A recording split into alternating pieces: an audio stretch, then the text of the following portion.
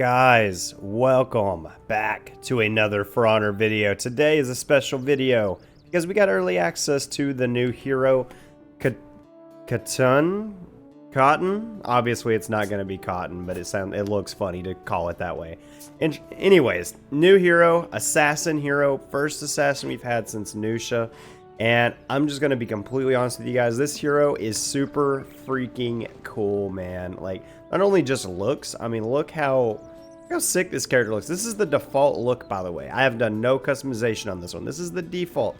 It's pretty good. I don't think we've had a default this good since, like, Warmonger. You know, that's at least to me. I think this is pretty sick. Obviously, it's kind of edgy, you know, with the mask and stuff, but pretty cool hero. Now, if you're watching this video, good chance the Warrior's Den's already happened.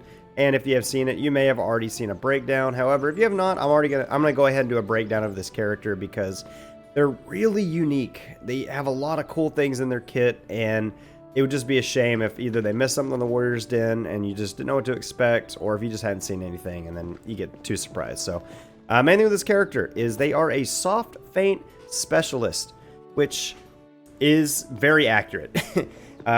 There's so many things you can do with this character, and for those of you who don't know what a soft feint is, basically it means you can feint one move into something else without actually having to press the cancel button. So if you're canceling, you know, your heavy to a feint, you know, this is what it normally looks like, and I'm pressing the B button on Xbox controller, or it'd be O on PlayStation, or I think E on keyboard for you weirdos out there that play on keyboard. But what you can do is you can soft feint a lot of stuff. So you can soft feint your opening heavy to a light attack on a different side. It's essentially Aramusha's deadly feint, but you can do it from your opener instead of just your finisher. In addition, you can also do it from your finishers as well. So it can look like this, just like Aramusha's deadly feint. Pretty cool, and it does 9 damage, which is on the lower end, but it's good because of how fast these attacks are. It's necessary that it be low damage. Now, to go over the chains, just default without doing any of the crazy soft feints and stuff, all she does have is 2-hit chains, which are just heavy, light, light, heavy, light, light, heavy, heavy. So it'll look like this, like 2 heavies. Heavies do 24 and 26 respectively. I'll show you here, 24, 26. It doesn't matter which side. It's always going to be the same to my knowledge. Lights are going to be, I believe, 12 and 14, which is the standard. And they're just 500 MS, which is pretty normal. Nothing crazy there. Like I said, it's pretty normal stuff for her chains, just heavy, light, whatever. But the soft feints are where the craziness comes. Now, in addition to soft feinting light attacks, or soft feinting heavy attacks into lights like this, you can also soft feint a heavy into another heavy on a different side. So it'll look like this. You'll notice there I started out top and went right. And I started out left and went right. It's pretty cool, man. It's really good. And after that, it still chains, because this is still considered like an opening heavy. So if I go from left heavy to top heavy, I can go back to right, soft feint again, go mix some stuff in here. It'll look like this. It's pretty nuts, dude. It's really crazy. But that is not all this character has. So this is essentially a super Aramusha for duels, and I really want to specify how strong her dueling capability is going to be compared to somebody like Aramusha. I think this character is going to be significantly stronger for duels. 4v4 is a different story, and I'll go over that here in a bit. But let's go ahead and stay on track here. So aside from the heavy feint to light and heavy feint to heavy, you can actually heavy feint to the guard break button to get a bash. And that will be just like that. And that's going to confirm a light finisher for 14 damage. Just pretty good. And all you do, again, is just heavy, and then press the guard button to do a bash. Now, you can also do this with your chain attack. So if I had hit a light opener, the chain heavy, you could soft feint that one to a bash as well.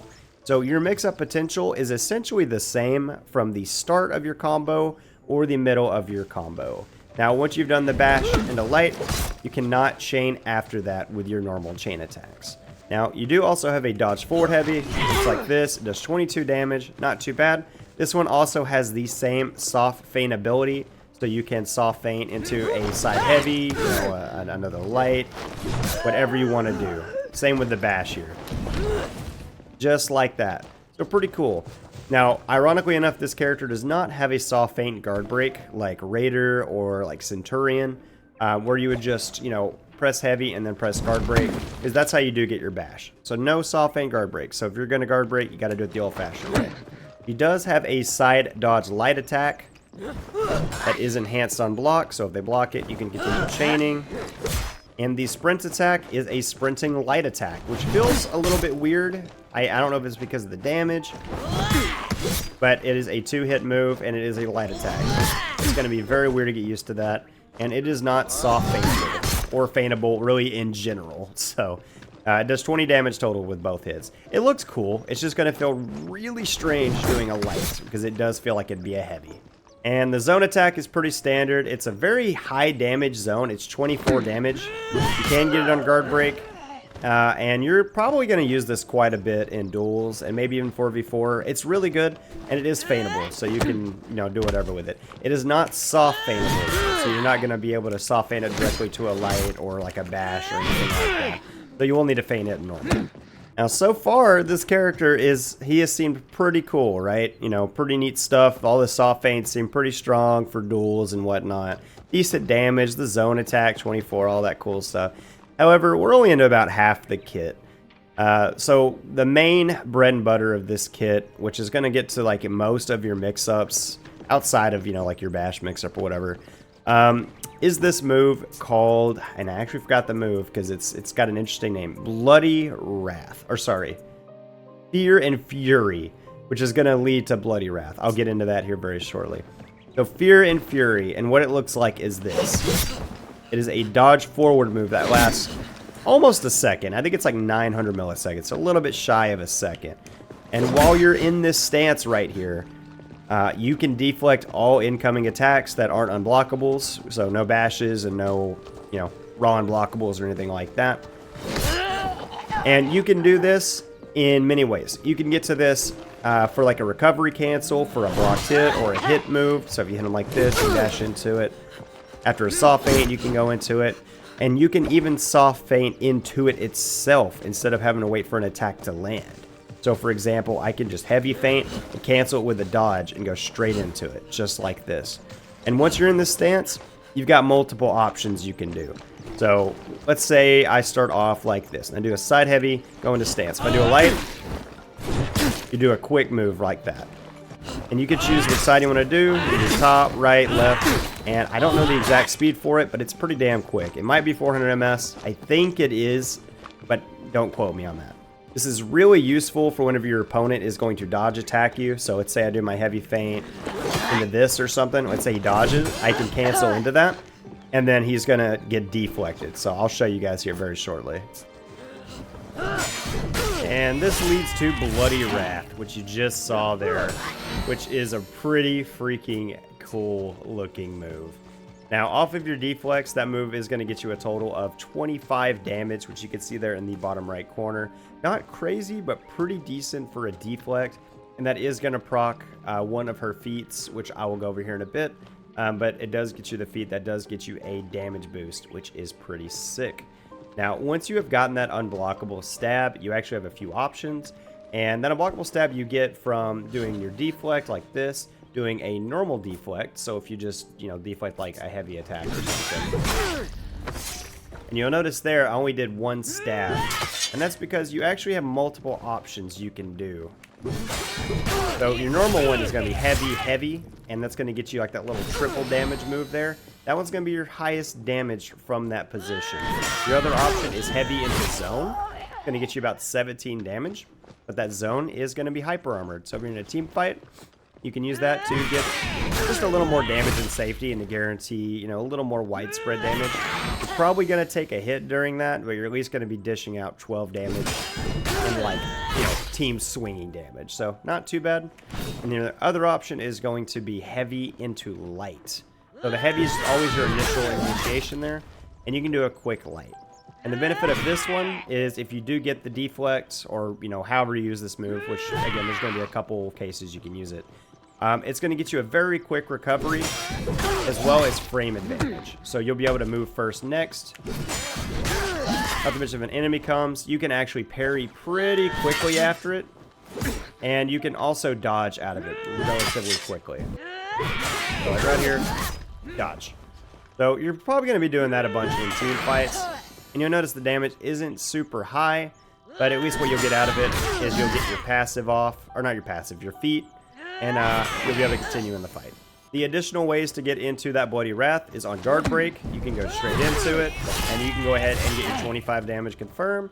Now, if you do that, you are going to be at a frame disadvantage, and your chain is over. So, most cases, you probably want to go for a zone instead, because it's one less damage, and you can continue chaining. So afterwards, you'll probably go into something like this. You know, that's probably about what your mix-up's going to look like. Or you might even just go zone into... Well, if I didn't kill them, go zone into your dodge forward mix-up, so which is like this. You also get the Bloody Wrath confirmed off of light parries, which I'll show you here very shortly if I can parry this light here. And that gets you a little bit extra damage there. You get 8, 10, 10. So you get a total of 28 compared to 25, which is a little bit more. Now, if you do it in chain here, you're actually going to get a total of 30. So you have 3 values for it. If it's off of deflect, it's going to be 25, and that's the dodge forward deflect, or, you know, the manual deflect here. And same with GB, also 25. Light parry, 28, and then finisher, it's going to be 30. So it's interesting. For the finisher, obviously, it's super worth it. For the other ones, you could kind of just pick or choose, you know, if it's worth it to you or not, depending on value of chain ability or not. So that's where, you know, all the different play styles are going to come into play. Now, to go a little bit more in depth into the moves on the dash, I mentioned earlier you could go into just a light attack, and then you can cancel with a forward dodge to just go back into it over and over. You can also do a zone attack, and the same thing here. The zone does a little bit more, but it is slower, but it will catch dodgers most of the time. And then if you go for the unblockable, you know, obviously that's your highest damage option, and that's where your main mix-up tool is going to come in, is after this forward dodge. Now, if you do nothing, and there's a wall nearby, it will splatter them against the wall. So if there's a wall, always, unless you just want to activate, well, actually, no, not even activate your passive. All you need to do is just pin them and then shove them into that wall, and you're going to get a total of 34 damage, and you're going to go back into your mix-up. So it's just great. It's like Pirates thing, but backwards, because hers does 24, shoves them into the wall, does a heavy. This one is going to do a little bit less damage at 10, but it's still going to hurt quite a bit. So that's going to be your main mix-up / pressure tool. Try to get them near a wall, go back into it, you know, you go from there. I mean, the mix-ups are all there. Now, the timing of this dodge is interesting because there is a bit of a delay before you can do anything out of it. And what that does is it gives the opponent a little bit of a counter mix-up, because if they try to light you immediately and you just kind of hold off on it, you're going to get your deflect. However, if you attack early, they can light you out of it. So, for example, like right there, if I go forward and then just try to light him, he can light me out of it. And if I wait, then I get the deflect. So it's a really big mind game on both people. It's really interesting. And as an additional mix-up, you can actually dodge out of it manually. So right there, I didn't do the auto deflect. I went ahead and just dodged out of it. For example, if you're going against like a gladiator or VP and they do their shield bash, you can actually dodge out of the way just doing that. So they gave him a little bit of extra safety there, giving them the ability to dodge. But it also adds extra mix-up potential, because since all you have from here is really just your unblockable, your light, or your zone, you also have the potential to dodge out and do like a dodge forward heavy. And this is what I do. I would be lighting, go forward, cancel forward with a dodge forward heavy, into kick. And you can just get a lot more mix-ups out of her, dude. She is so mix-up intensive with these soft feints. It is crazy. It's so fun, but it doesn't feel too oppressive because most of your kit is going to be out of this dodge forward thing. And because there is counterplay to it, it doesn't feel too oppressive, but it feels fun. It feels tactical. It feels useful. And if you're just spamming with her, I don't think you're going to have much success. You got to use some mind games. But she seems really solid all around. And one last minor thing I did not mention, if you do get the unblockable, and say there's an enemy that's trying to interrupt you, you can dodge cancel out of it. and just, you know, punish the enemy or just get away from them. However you need to do it. And when you do dodge out of it, you're not going to get your fancy running thing. You're just going to have a normal dodge. So in the end, you're probably just going to get a 5 damage unblockable on somebody, or 8 or 10 or whatever, which one you use. But you'll at least get out of danger. So you'll probably do this and then like dodge attack the opponent. So 15 damage dodge attack's not too bad. It's actually really good. And I think it's very necessary for this hero, considering their only high damage option's 30 and it's really long. So yeah, interesting hero. I think duelist-wise, they're going to be super solid. 4s, I don't think they're going to be quite as good. They're going to have really good ganking potential because this animation here with the heavy is super long. So they're probably going to confirm a teammate heavy really easy. But at the same time, in a random lobby, good chance you're going to get that unblockable stab and they're going to immediately heavy and cancel it on you. So it might also be worth it in some cases to just do the zone, just get that quick damage. So I don't know. Use your discretion. If you're with a team that you think is confident enough to not ruin it, then, you know, she might have some good ganking potential because she has good mix-up potential. This stuff is just really good. It's not reactable, to my knowledge, to 99% of people. So she's going to be really good. Now, let's take a look at her feats. Excuse me. Feats. Okay, let's first off look at her default feats. And these are going to be the one that most people use. But you have Relentless here, which makes your soft feints not cost any stamina. They don't use a ton of stamina in the first place, but they're going to add up. So this is going to be pretty strong. Secondly, this is the one where if you do hit any follow-ups after your stab, your damage is going to be increased for a short time. I don't know the exact number. We will test that out here very shortly. But that's the one everybody's going to be using because it's a passive, and it is going to work with your 4th feat very well, which we'll go over here very shortly. 3rd feat, called Intimidating. You kill a hero, you gain an aura, which increases damage dealt. It's just like a little fear itself, basically, after you kill somebody. And then 4th feat, it's going to be a triggerable, essentially instant unblockable pin that's going to let you, I mean, just get an immediate unblockable. So it's like 25 damage or so. But it's going to let you trigger your passive here, which is going to make all your damage better. And it does have a pretty short cooldown from what I see. I believe it's 45 seconds. I could be wrong on that. I have not timed it. But it's a relatively quick cooldown, which makes sense considering it's not a super high damage 4th feat. It's just like a free unblockable. Now looking at her other feats, you have Rush and Bounty Hunter. Bounty Hunter is really good. If you aren't going to be using the soft feints a bunch, that might be worth it for you. I'm probably going to use this because I like to spam stuff. You got Inspire, Executioner's Respite. Both respectable choices. I think this one's going to be better overall, but if you want to use Inspire, go for it. You do have Tough as Nails and Punch Through. Now, Punch Through may actually be worth it on this hero just because of all the soft feints. You know, if you're actually spamming the heavies and whatnot, it might be worth it. But if you're not going for that, I would just say just stick with Intimidating here. I think you're going to get a lot of kills with this character. And then 4th feat, you got Arrow Storm and Regenerate. Arrow Storm, maybe. I doubt you're ever going to use Regenerate unless you're in, like, Elimination. So probably just your 4th feat here. Alright guys, we're also, we are in duels with feats real quick. We're going to look at the damage difference with the passive. So you'll notice there it did 5, 10, and 12 instead of 5, 10, and 10. So it looks like it is a 20% damage increase, which is pretty good. That's a really good damage increase for your tier 2, 20% just for getting your stab punishes. So if I do heavy into light, I get my 8, 5. And now should we get like 10-7 maybe? 10-6. 6-10. So 6, 12, 10.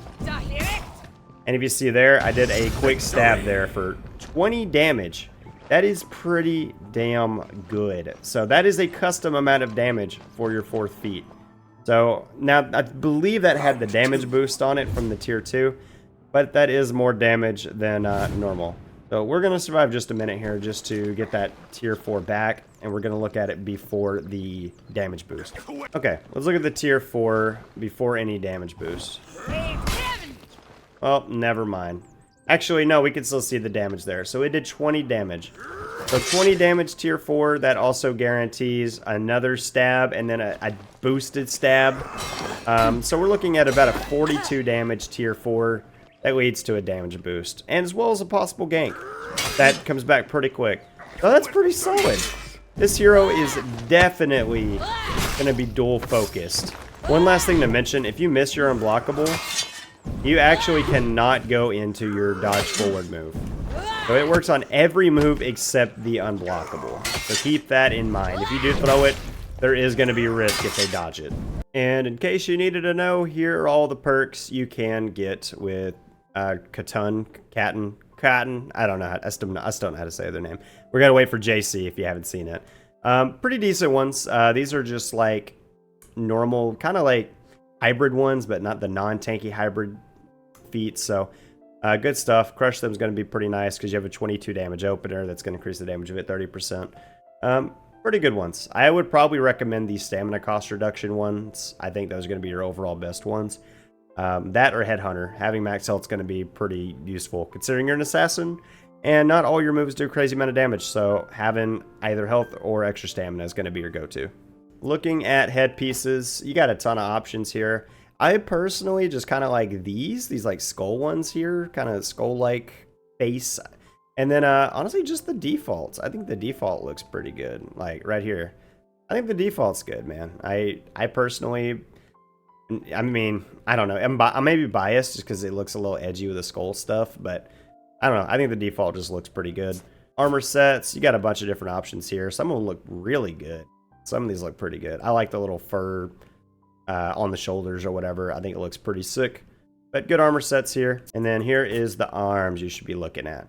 I think this character is going to have pretty decent customization to start off. There's going to be a lot of variations. And since there's a lot of actual like armor and leather and everything seems to color pretty well, you should be seeing a lot of difference. So there's the default. And here's one I made. I would say they look drastically different. They look drastically different. So yeah, you're gonna have a lot of customization for these characters. It's gonna be nice. Let's look at the 4 executions this character has by default. Here's the first one.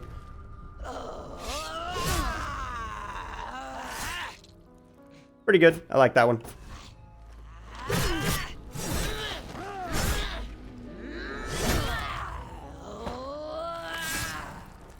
That was not too bad. Probably my least favorite out of the 4, though. That one is good and pretty quick. So that's probably the one most people use. And then you have this one, which is also relatively quick. But they don't actually die until you pull out the swords there at the end. I think those last 2 are the best 2 by far. But yeah, that is your 4 you're going to have. And then you're also going to have this Let's Wrestle 2 one. Which I forgot which wrestler this is, but this is a, I believe that's the jackhammer. I could be wrong. But yeah, it's pretty sick. And that's a limited time XE, so make sure you get it. It's going to be sick. Looking at unique emotes, you're going to have these 2 by start, Victory and Peaceful Break. Which are both pretty basic. There's like little cheers and rest or whatever. And then you're going to have this one, Hopping Stretch. I've already taken a look. It does not have good spam potential, so I'm a little disappointed on that one. Yeah, I do mix these up, which you just kind of fiddles around both swords. Angry Stomp, she just does a little temper tantrum. Somebody stole her kill, you know, the norm. And then Battle Roar. This one may potentially have good spam, but I have not bought every single one, so I'm not quite sure. And then, of course, you got your combat emotes, which, nothing too crazy.